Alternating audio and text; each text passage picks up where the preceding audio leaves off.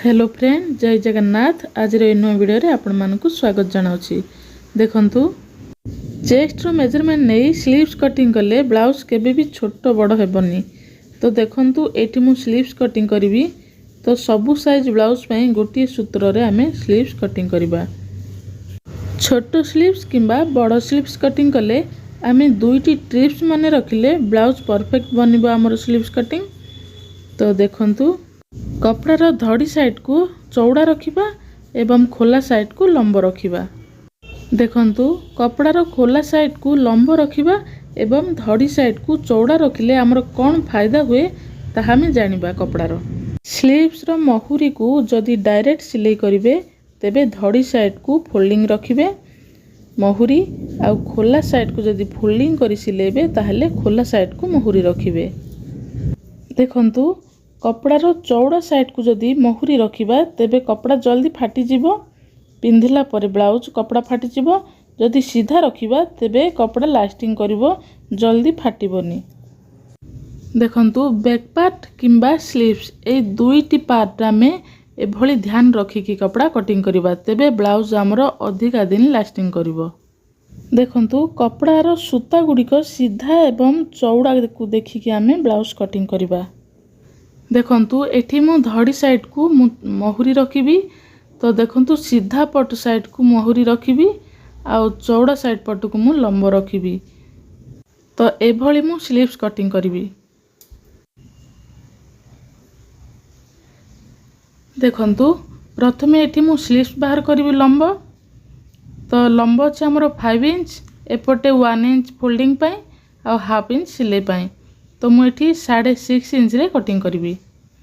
एठी मु direct folding करिबी महुरी, तेणु करी धड़ी पट साइड को तळ को रखिछि। जदि चौड़ा छोट पड़िबो तेबे मु साइड को कपड़ा जॉइंट करिबी। देखंतु लंब अछि 5 इंच प्लस सिलाई मार्जिन 1.5 इंच, 1.5 इंच रे एठी मु मार्जिन नेछि। जदि अस्त्र कपड़ा हेथिबो तेबे 1 इंच प्लस नेबे। एठी मु अस्त्र देबी नाही, तेणु करी डायरेक्ट मु नै जाउछि 1.5 इंच।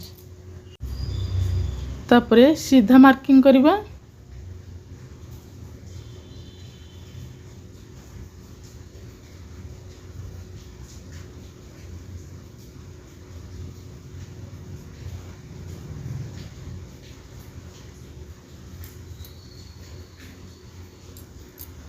तापरे ब्लाउज रो चौड़ा बाहर करिबा।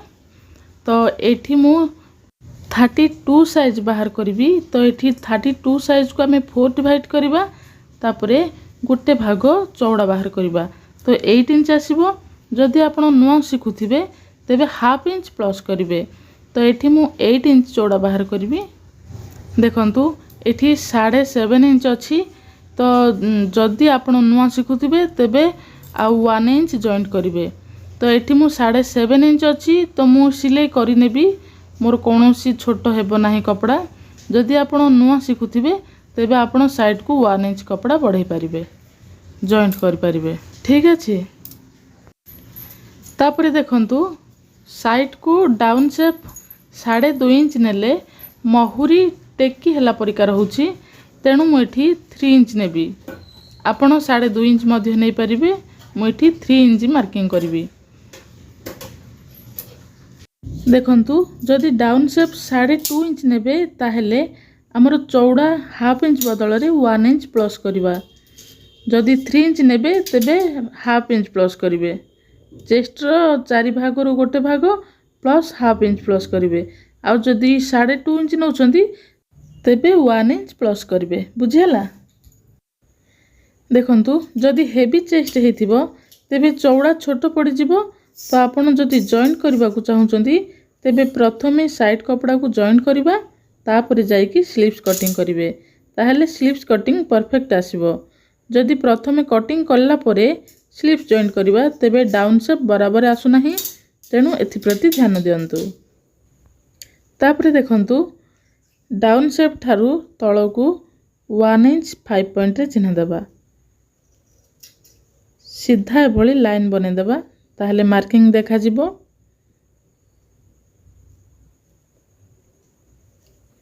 तापरे महुरी रे मार्किंग करिबा। स्लीव्स महुरी अच्छी एठी 5.5 इंच देखंतु तो 5.5 इंच रे मार्किंग कली तापरे एक्स्ट्रा 2 इंच किंबा 2.5 इंच बा 1.5 इंच मध्ये नै परिबे एठी मु 1 इंच 5 पॉइंट रे चिन्ह देछि तापरे ऊपर साइड को 2 इंच रे मार्किंग करिबा तापरे एही डाउन शेप को लाइन बने देबा तापरे 1 इंच रे शेप देबा तो मिडिल पॉइंट बाहर करिबा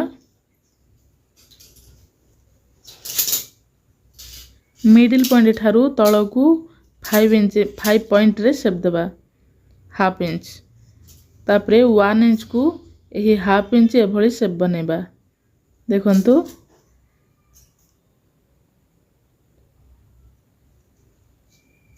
एभली शेप बनेबा एटा हमर फ्रंट साइड को रहिबो तापरे बैक साइड को एही 2 इंच ठारू 2 पॉइंट देखंतु एपटे 2 पॉइंट एभली बढ़े की हमें डाउन शेप देबा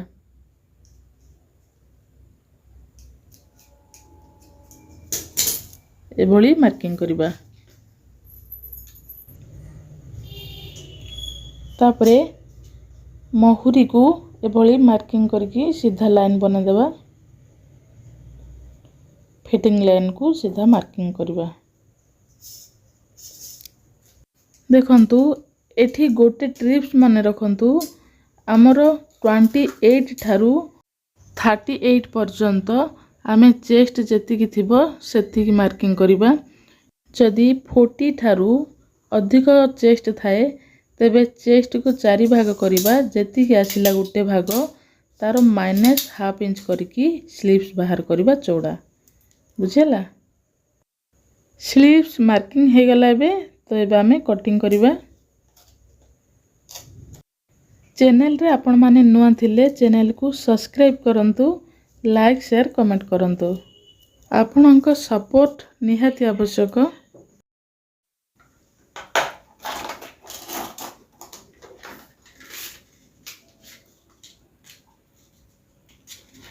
तो आमर डाउन शेप फ्रंट साइड को एबे आमे कटिंग करिबा तो देखंतु एबे कटिंग कले हेबो किंबा आपण जते बेले ब्लाउज सिलाई करिवे सेते बेले देखि कि फ्रंट साइड कटिंग करिवे